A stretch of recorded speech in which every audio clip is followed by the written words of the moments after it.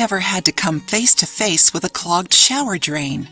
The dirty water doesn't drain as it should, not to mention the awful sewage smell that comes with it sometimes, right? But some simple tricks can help you get rid of this problem quickly without any fancy tools. Did you know that? See 4 ways of unclogging your shower drain. 1. Remove the hair. Get a screwdriver and remove the drain cover. Find the screws of the pipe and unscrew them. If necessary, use a flashlight to see better.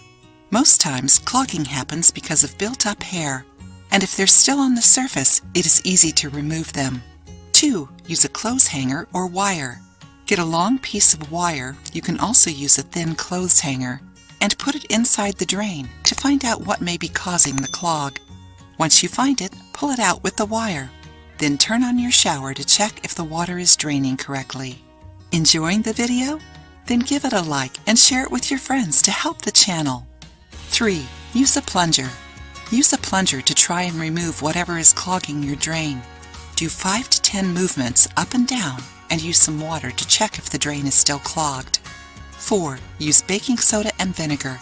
Combine 3/4 cup of baking soda with 1/2 cup of vinegar and pour it over the drain.